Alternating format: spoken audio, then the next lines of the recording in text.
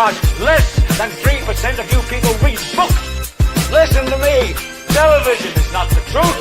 Television is a goddamn amusement park.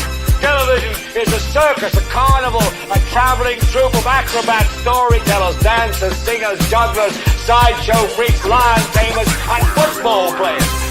We'll tell you anything you want to hear. We lie like hell. We'll tell you any shit you want to hear. We deal in illusions, man. None of it is true.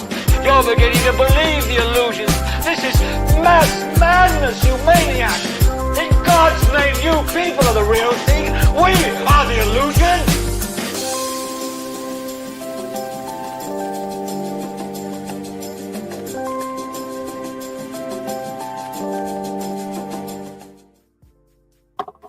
Welcome one, welcome all. It's IdiotBox Television once again, episode 181. We got an open conversation, y'all, today, an unfiltered dialogue. I'm DJ Drumtastic. Troy Everett. Again, thanks everybody for joining in. Thanks for joining in. Thursday evening. We really appreciate y'all. Make sure you like, share, help us with the algorithm, get more people in here so we can talk and discuss about this unfiltered dialogue. Unfiltered dialogue, yeah. Oh, we got London. London, thanks for joining in. London. We got Christy. Our numero uno is back. How you doing, London? Yeah, how was your week, London? Tell us how your week was. Was it good? Still working hard or hardly working? Christy, are you back to work yet, Christy? Do you even have a job, Christy? Since the yellow dementia Don has got rid of trying to get rid of the education. Man, why did you vote for him, man? Tell me, why did you vote for Don? Well, look at here. I'm gonna tell you why I vote for Miss Trump. Miss Trump go ahead and he can get rid of the niggers. He gonna get rid of the Mexicans, the Puerto Ricans. He gonna get rid of everybody so we can do well. We can't get ahead with all this stuff that y'all doing. You know, with the DEI and the IDEs and the VHRs and the CDs. We can't get ahead. We can't get ahead. Let me ask it. Hold on. Let me ask you. So, do you regret voting for him? And I want you to tell the truth. Don't just go on your MAGA rant. Well, he got to get things together. He got to get these things together, and we got to give him time. You know, these tariffs, I don't know what they are, but they're going to work. The tariffs are going to work. Just watch and see. Just listen to what I'm trying to tell you. These tariffs are going to be the greatest thing that ever happened. But wait, didn't you say your wife lost her job since the DEI went through? Didn't you tell me that? Yeah, but she ain't shit. We talking about Donald Trump. We're talking about Donald Trump here. You know, Donald Trump come before women. Donald Trump come before everything. That's what we do. We listen to Donald J. Trump because he knows what's best for us. He truly does. He truly knows what's the best for us, and we just gonna listen to him and get rid of you there niggers because we're tired of y'all. Anyways, let me snap out of that. Hey, Christy. Christy and Gary, thanks for joining in. I appreciate it. We just clowning around. I always mess with Troy and say, Troy, why did you vote for that guy? And he'll just start that right there. So I said, we should do that for the show. Yeah, that guy is putting a monkey wrench in everybody's plans. How's everybody's 401ks today? Man. Market closed at, what was it, down 600 points. Woo. It's ridiculous. Well, it is ridiculous. It is what it is. That's all I'm going to say.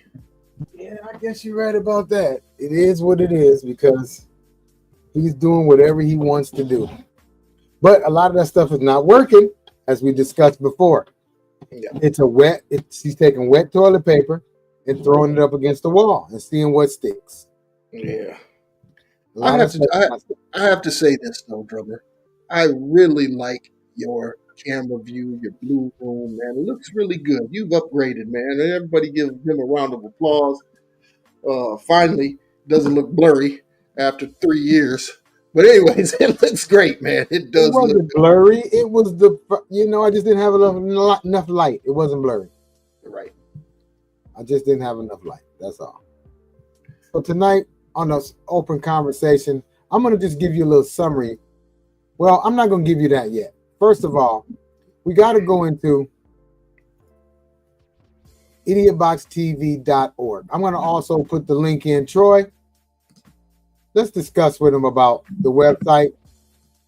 What happens on the website? Oh, just about everything happens on the website. You can go in there. And you can.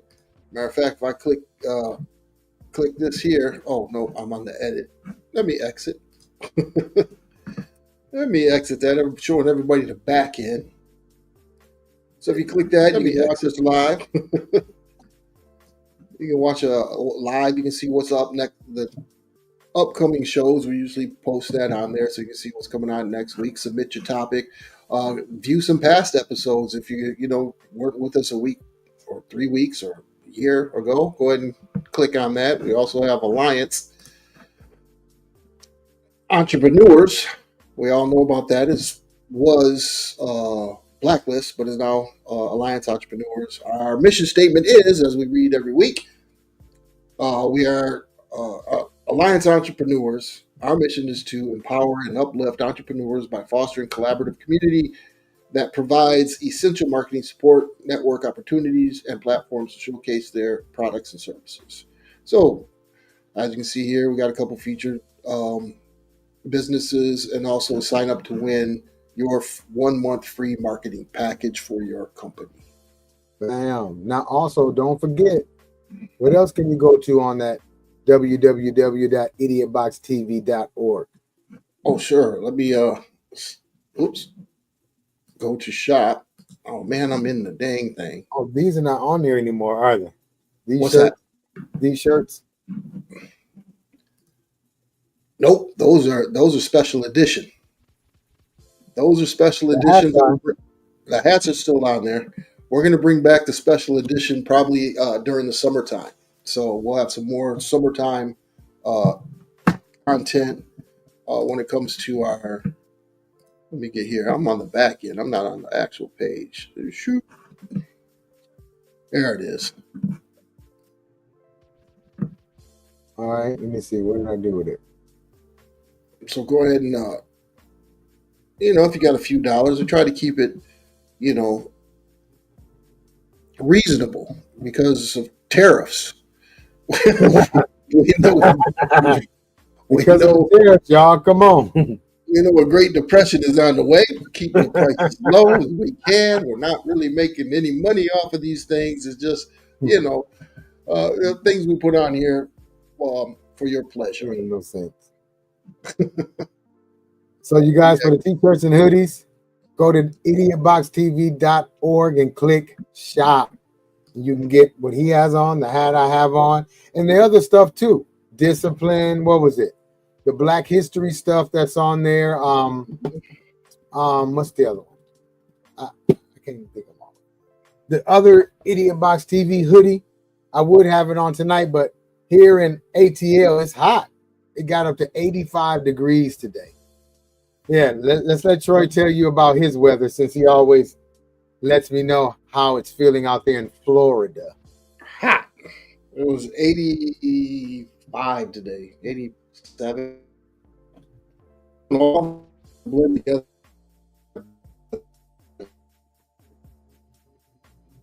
Right when you start explaining.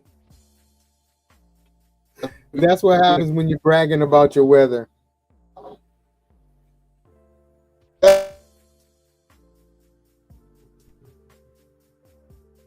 We'll give Troy a minute because sometimes his liquor store Wi-Fi doesn't work right. He still paused there. Anyway, I'll try to roll on while he's gone. But anyway, let me see. Oh, I need to put the link up. In case somebody wants to come on, here's the green room link. I'm putting it up right now. Also, there's a link for the t-shirts and everything, along with Alliance and idiotboxtv.org. If you want to come on and join the conversation, have your camera on and your mic on, then just click that link there. You back? Not yet. We're still a little low. Can you hear me? Yeah, we hear you now. You were stuck for a minute. I said you had that back of the liquor store Wi-Fi. Yeah, every time we do a show, it does that, man. I don't know what I'm going to do with this internet. Maybe it's different because you're actually broadcasting and doing a lot of stuff at one time. Does it do it any other time? No, just when broadcasting and doesn't want you to do your own thing. No, I got to get a new modem probably. Okay, you guys. So I'll put the green room link up. And next, what we got in here? Okay, so we can go to one now. How about this? How about this? What time is it? Oh yeah. Where am I at? Here we go.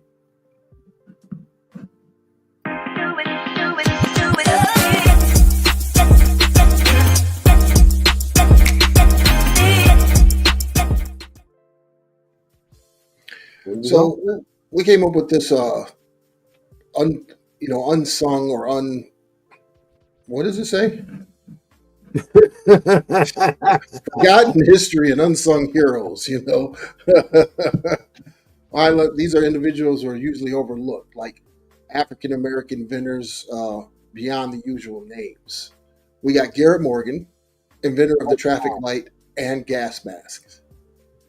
Otis Boynton, he created the electric sensor used in pacemakers and computers.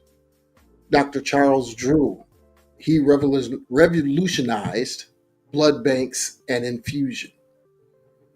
We can't forget about the women. There's a lot of women out there that changed the world but didn't, really get credit for it. Hedy Lamarr, actress and inventor, who co-developed frequency hopping tech used in Wi-Fi and Bluetooth. Now, everybody's using that now. We hardly ever hear about the pioneers of these things. What happens is they get bought out by big corporations, and we never know who really created this stuff.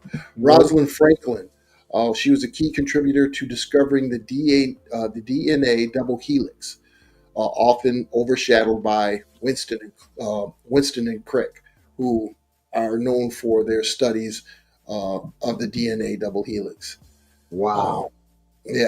Claudette Colvin refused to give up her seat on the bus before Rosa Parks, but was overlooked due to her age and background. Wait a minute. What was her name again? Claudette Colvin. Oh, I thought you said COVID. I was going to say what? No, Colvin. It sounded like you said COVID. Okay, my bad. Go ahead. Okay, so how about some hidden figures in war and military strategy? The Harlem Hellfighters. This is the how do you say that? 369th Infantry Regiment. These were African soldiers in World War II who fought bravely despite still facing racism at home. Can you imagine that? Going over there, going over there and fighting a war in a different country for a country that really didn't care about you at all. Right. So that was the Harlem Hellfighters. I would like to find a book on them. Them and the Buffalo Soldiers would probably be a good read. We got to come up with a book, you guys, for the next book club reading. Anybody have any suggestion who really want to get in the book club and really read a book? This time we're gonna get some a little smaller that won't take long to read, just to get people acclimated into reading. Come on. Come on, we can do it. Reading is fundamental, like they say. Yeah, and like all of these unsung heroes, I'm pretty sure there's books out there about them and just expanding your mind. That's what's wrong with America today, is we're not reading enough. So we fall for all the mulaki. We got a lot of dumb people. We got a lot of dumb people in society. Don't be dumb. Read a book. Yeah, I'm on one today. I'm going to give you one more, like indigenous contributions to civilization. The Iroquois Confederacy inspired the U.S. Constitution with its democratic governance system. So when it comes to, democratic governance, we can thank the Iroquois Indians for that. Squanto helped early settlers survive with agricultural knowledge.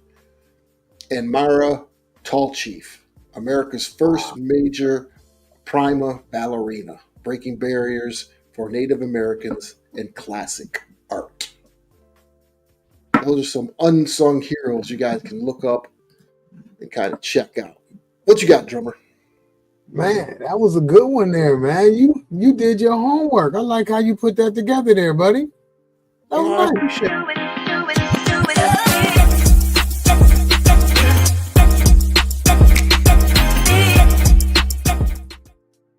I didn't mean to cut you off. I thought you was done.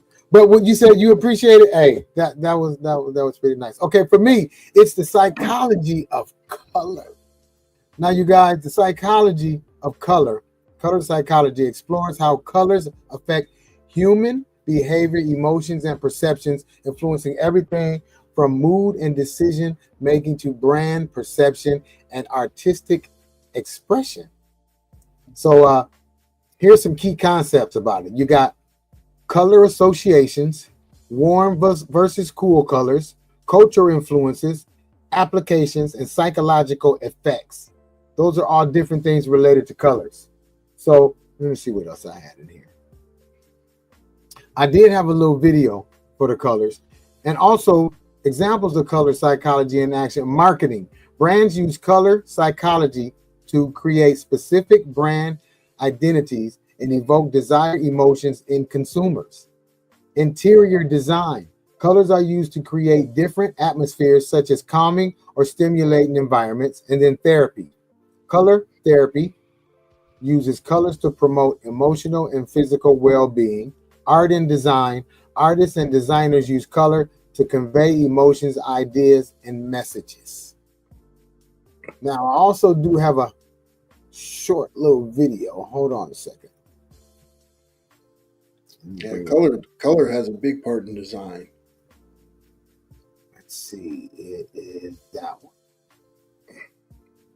All right.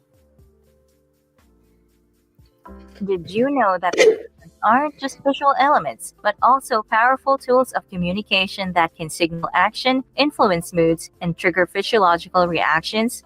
For instance, certain colors are known to increase blood pressure, metabolism, and eye strain. In this video, we'll explore the fascinating world of color psychology and how it affects our daily lives. Red. Use red sparingly, as it is a powerful color that can evoke excitement and prompt quick decision-making. Reserve it for specific phrases or points you want to emphasize, but be mindful of moderation to avoid coming across as aggressive or authoritative and turning off potential clients. Blue. Blue is often used by brands to convey loyalty, trust, calmness, and safety. However, it may not be a good choice for food-related presentations, as it can make people feel less hungry. Yellow. Yellow is the most intense color in the visible spectrum, making it the most noticeable to the human eye. It's great for grabbing attention, but too much can be overwhelming. Use yellow sparingly in presentations to highlight important information. Different shades of yellow can convey different messages, such as cream yellow for new ideas or dark yellow for cynicism. Green. Green represents life and symbolizes harmony, stability, and balance. It's a great choice for a presentation, as it stimulates interaction and encourages participation. It also signifies the environment, growth, renewal, and health. Be careful with the shade you choose, as very light greens can be uninteresting. Violet. Violet inspires creativity, calms nerves, and uplifts. It's perfect for presentations that aim to convey exclusivity, luxury, and class. Orange. Use orange in your presentation to encourage people to accept or try something new. It's associated with creativity and... Why do you do things the hard way? Well, I guess that's where we're going to stop. Oh, about to get down. Hey, Brittany. Thanks for tuning in. I put on there, what's your favorite color? What'd you say? I put down there in the comments, what is your favorite colors? We'd like to know what everybody's favorite color is. I like black. Since you picked black, my second favorite color is blue, but I do like black, but I'm just gonna say blue. Deborah Jones likes the color of royalty, purple. Purple. Hey, what's going on, Mrs. Brown? Mrs. Brown, she likes red. Cherie likes red. Kayla So Brown, you guys, red. What else? Somebody's texting me. let's see. Okay. I've had 5 red automobiles in my lifetime. What does that say about me? You like red? She Another loves red. Okay. Mint green is Okay. Brittany's favorite. Let's see. We got Crystal. Hers is red. Cherie's Cherie's red. red. And Miss Michaela's Brown, red. red. I said blue. Christy said brown. All my clothes are shades of brown. I want to start venturing out, but I never do. Yeah, kind of venture out and try some With different some colors. purples and some mint greens and some blues and some red. Or you could go get you a nice red, white, and blue suit like Kid Rock. It's just did anybody see that get up yet? It looked like a straight clown show. But anyways, let me get Oh off. man, you He on look one? like an idiot. Yeah, that guy looked like an idiot. Thank you, Mr. Jones. You on one today? But that one was the psychology of colors, y'all. So colors, like we said, like the video said, colors are good for moods. The blue, I didn't think about this and this with the blue light. I usually have another light, but my lighting guy here told me I need more light. And once I put on the blue, I'm like, oh, that matches. So blue is one of my favorite colors. All right. So what we going to next, first of all?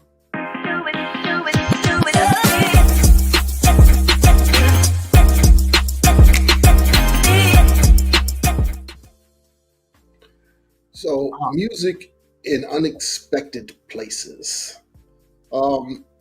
For one, the power of music is unconventional, and especially in settings, in unconventional settings. Music has a unique way of transforming everyday places into memorable experiences. Now, when you play music or you have a favorite song, that song will take you back to a specific time and place, sometimes even smells when it comes to listening to music. It just triggers something. When you first heard that song, or something very important happened while that song was playing, or just reminds you of different things. It can create emotional connections in places where you wouldn't expect it. Unusual places that music has an impact would be subways and public transit. Street performers bring unexpected joys to consumers, to commuters. I'm sorry. Some cities even have official programs to feature musicians in transit stations. We see a lot of those videos where they just put a piano out, and a pianist comes and plays on the piano. Those are always fun to watch. Grocery stores and malls, they have certain music influences, shopping habits, fun, slower music. If you're going shopping, you probably hear Drake because he's very commercial. Hospitals and healthcare facilities, live music therapy has been shown to reduce stress and aid recovery in patients. Libraries, traditionally silent places, but some libraries now host concerts and encourage community engagement. Jail and rehabilitation centers. Okay. What in the world? Why would you mention jail? For real? So if you're locked up, are you serious, man? You didn't say that. Look, yeah. You be sneaking some stuff in. So musical programs help inmates and those recovering from addiction, to find expression and healing. So, Okay. yeah. Cemeteries and funerals. Live perform. Everybody's been to a funeral. Somebody gets up and sings. You're like, why the hell is she singing? She need not to sing. I've been to a couple of funerals where somebody got up to sing, and I'm like, you just ruined the whole mood. But anyways, live performances at funerals can make final farewells even more profound. Let's see, where are we at? 8:30.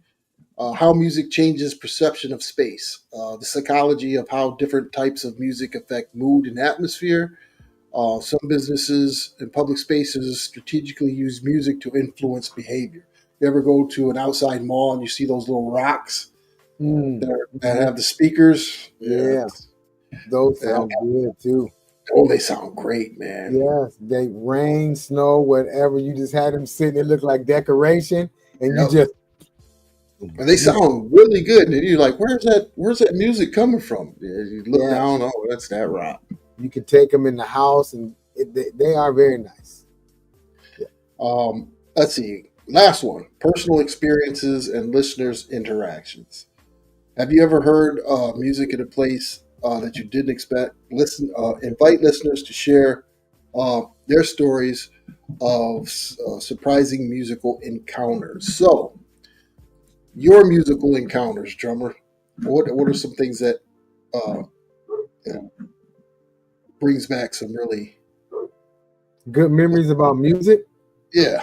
I would say we're being with a real young. Let me see when I can really remember.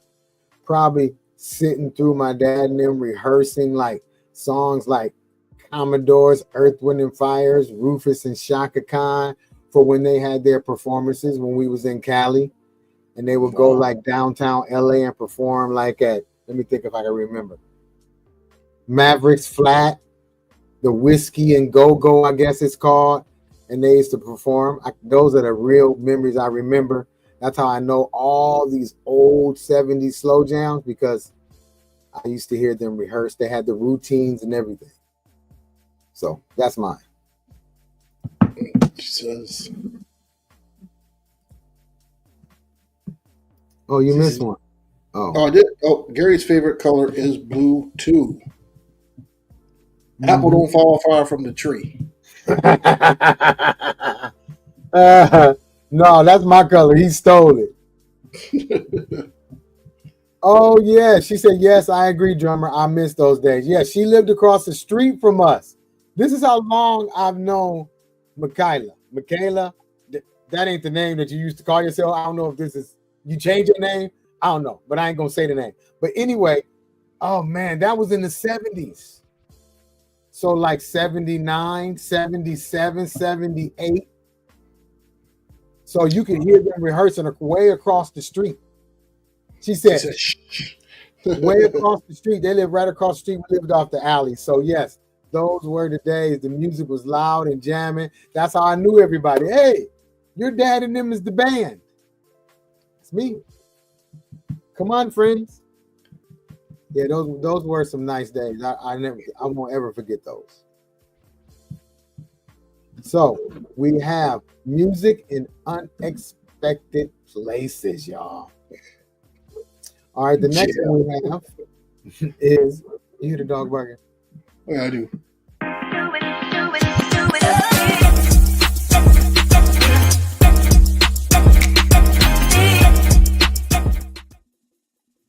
All right, man, this next one, the psychology of strange phobias. I found a little video. It's actually a comedy video that I thought was pretty funny that I'm gonna play. But let me see. I can share this screen because I wanted everybody to see the names of these phobias, like fear of beards, fear of ugliness, fear of the Pope, fear of work or the workplace, fear of the number 666. Hold on a quick second. Let me see. I should be able to share this screen. Let's see. Yeah. Now, you see that? Fear of beard. That's pogonophobia. This next one is what was that one? Cocaphobia. That's fear of ugliness. Then fear of the Pope is papaphobia. Okay.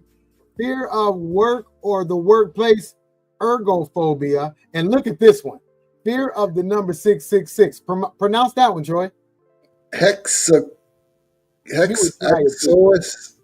You would try it too. Hexois. Hell no, man. The next one is fear of bathing or cleaning. Ablutophobia. The next one is fear of flowers. Anthophobia. The next one is fear of dancing. Chorophobia. Fear of wealth is plutophobia. And we're going to go with fear of demons or being possessed by demons. So that is psychological. Phobias. Now, this video I have. All the people crazy. All them people crazy. Is it still open? Can you still see my screen? Nope. Oh, hold on. Okay, let me get this next screen. So I got a short video I also wanted to play. Man, those were crazy. Okay, here it is. Oh, don't even try it. Well, I'd like to welcome you all to the... my name's Lee, and I actually have a phobia myself. I have a fear of the word which is spelt AAGH exclamation mark. That word. Why don't you tell me a bit about yourselves? Starting with you. Hi everyone, my name's Jim, and I have a fear of apologies. Sorry?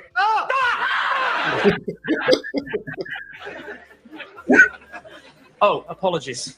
Sorry.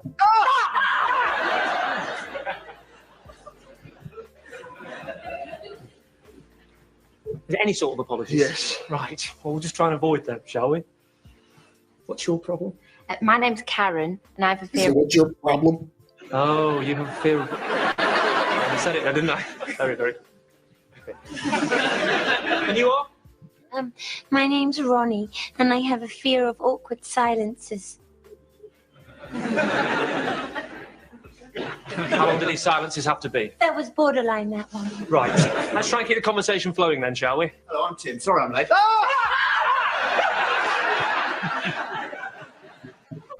Okay. Let me introduce you to everybody. This is Karen. She has a fear of repetition. I'm so sorry. What's the matter with you? I bark at other people's phobias. I think I should have just dealt with you on a one-to-one basis. You're here now. My name's Lee. I have a fear of the word which is spelled AAGH exclamation mark that word. And this is Ronnie. She has a fear of awkward silences. All right, so we'll try and keep the conversation flowing then, eh? He said that earlier. Sorry. Can we just try and make some progress, please? Right, this is Jim. He has a fear of apologies. Terribly. Okay, Jim, would you like to tell the group how this problem started? Yes, well, it all began when I first tried on my grandmother's stockings.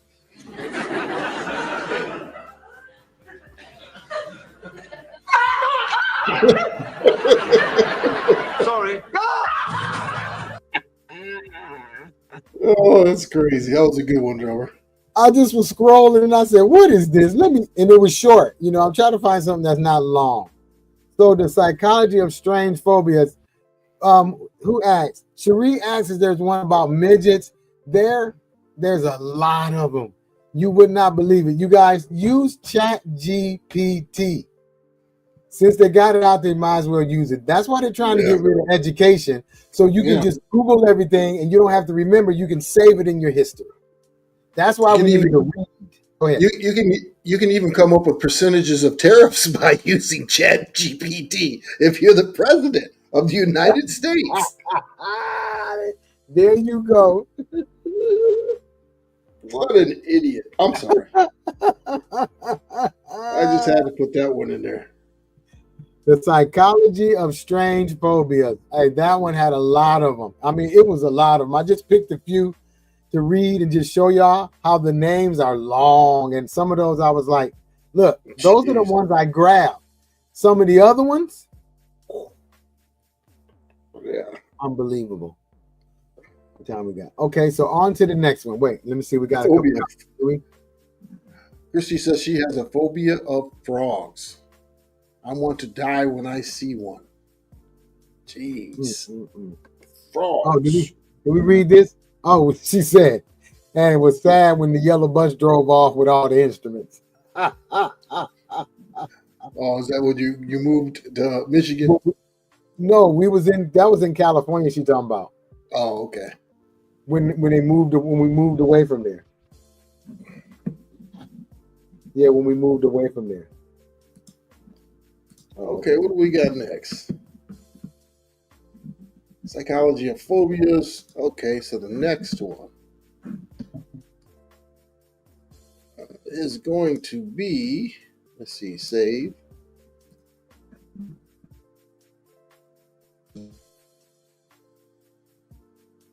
The lost art of conversation. Oh.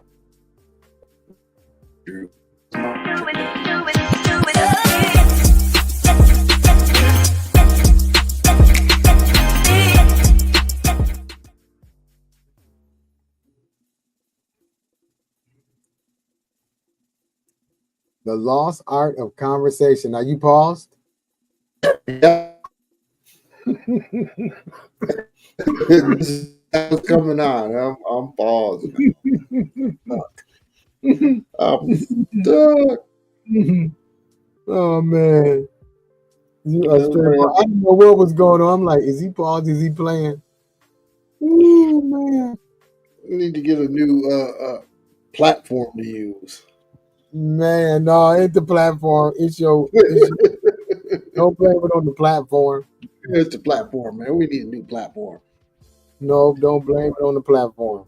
Anyways, the lost art of conversation. Let's say you're at a dinner with friends, but everyone is looking at their phones. Someone laughs at a meme, another is scrolling through emails, and nobody is actually talking. Sound familiar? So, that is the first thing we're going to get into is the decline of face-to-face communication, technology's influence. Example, the phantom phone effect. Has anybody had that done to them? Do you know what the phantom phone effect is, drummer? No. What is that? Have you ever felt like your phone buzzed in your pocket? And the phone wasn't in my pocket? Yeah. People instinctively check their phones even when they haven't buzzed. It's a constant habit, kills in-person conversation. Texting has replaced real conversations, short, instant responses versus deep discussions. Voice notes and emojis.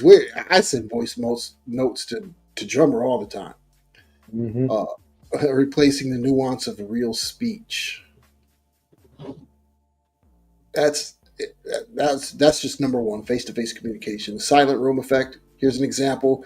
You're in a family gathering, everybody's in there, nobody is talking, everybody's staring at the screens, it's quiet, and everybody's busy online.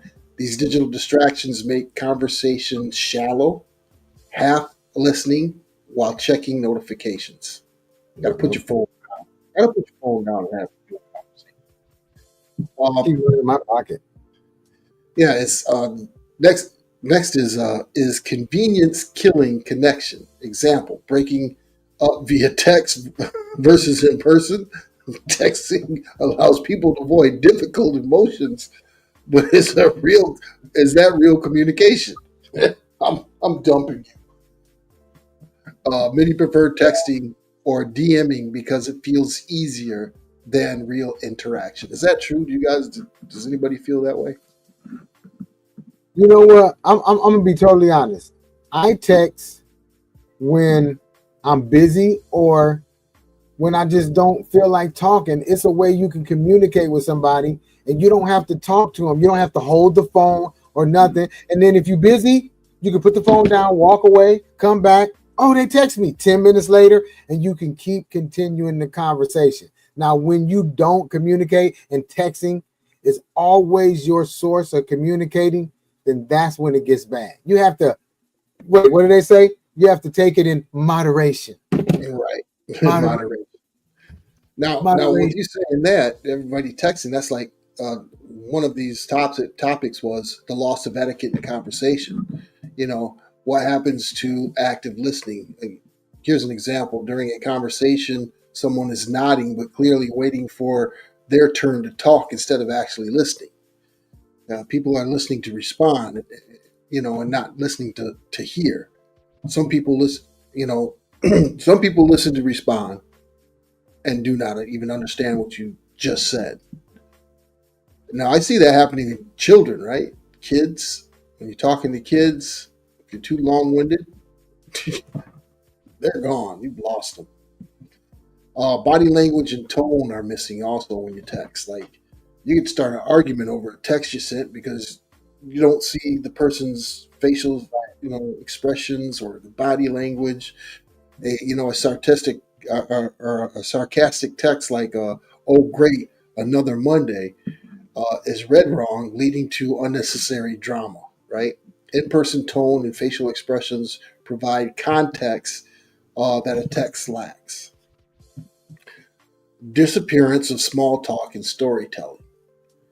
You know, a grandparent tries to tell, here's an example, a grandparent tries to tell us a life story, but the younger generation is too distracted to engage.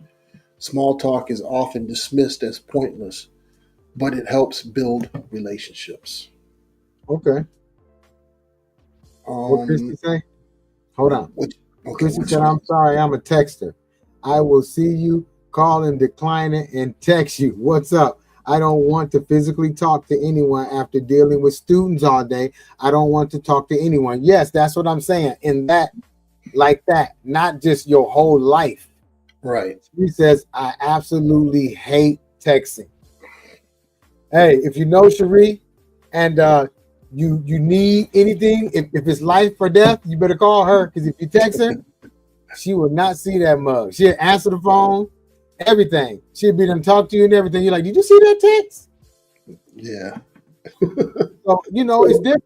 Like my mom, I'll text my mom, hey, Mom.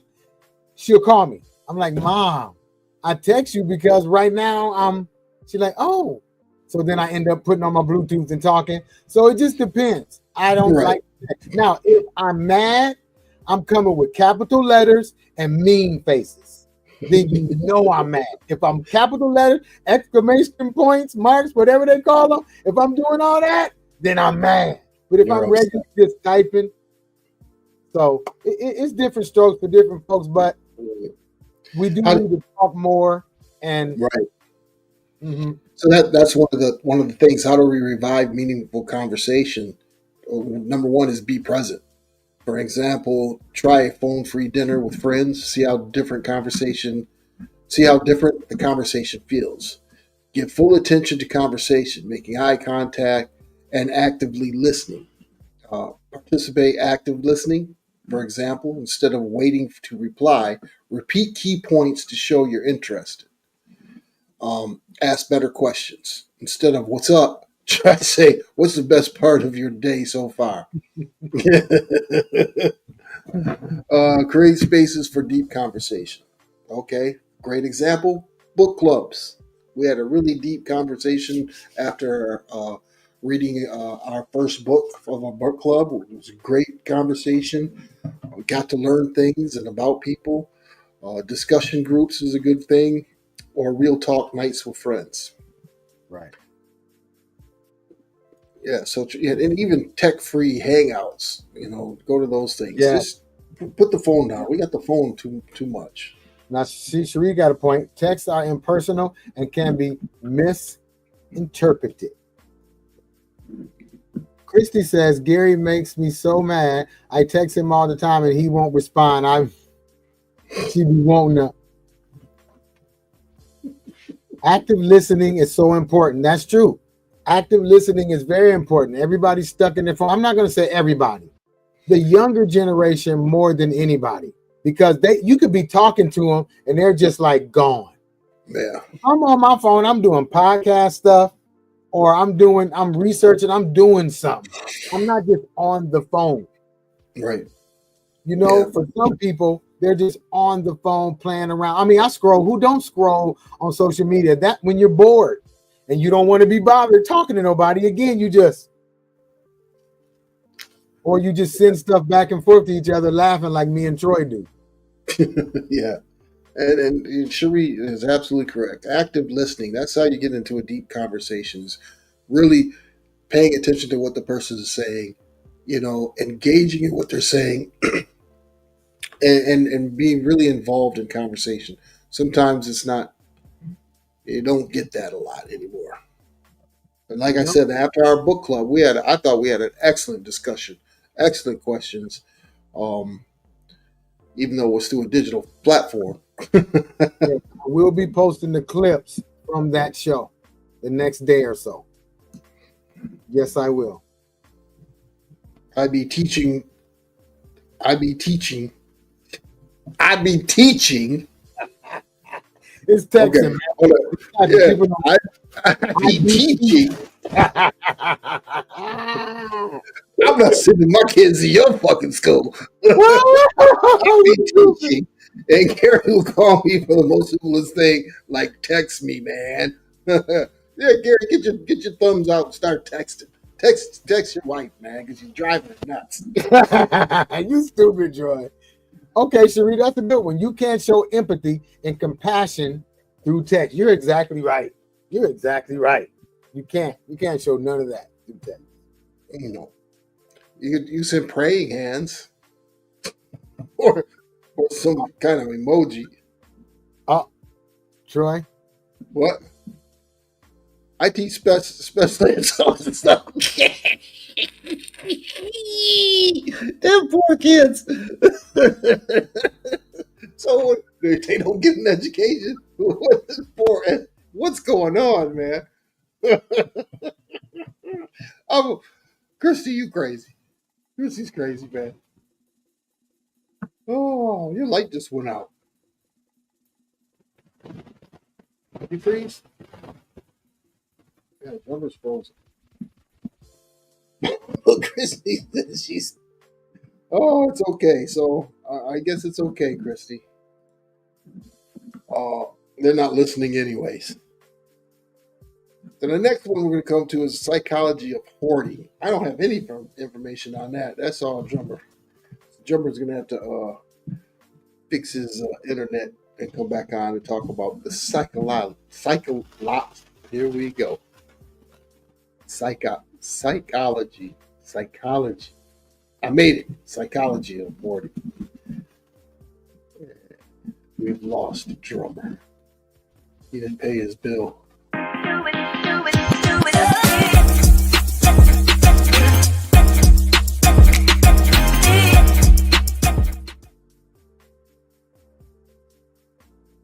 Psychology of hoarding. Hoarding is absolutely different. They got a movie or a TV show out about hoarders. If you've seen some, geez, they got stuff packed on top of stuff. It's absolutely horrifying, is what it is. They just don't ever throw anything away. And again, I don't have anything on the psychology of hoarding. So we'll have to wait for Drummer to come back on that. But we do appreciate you guys tuning in tonight. We're getting close to crash time anyways. Oh my God, Drummer looks, what'd she say? Oh my God, Drummer looks like a light-skinned Gary. They do look alike. There's one thing about the Browns. Drummer reminds me of Sharif's father.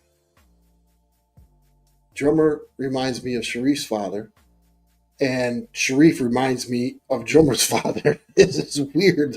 Those Browns, you can tell a Brown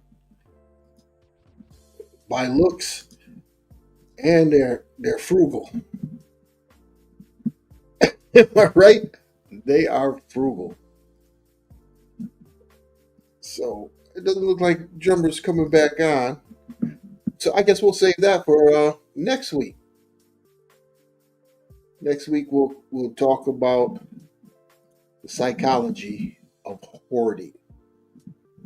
So, on that note, we appreciate y'all. We're gonna crash out early today. So it's next week. Make sure you tune in. Same bad time, same bad channel.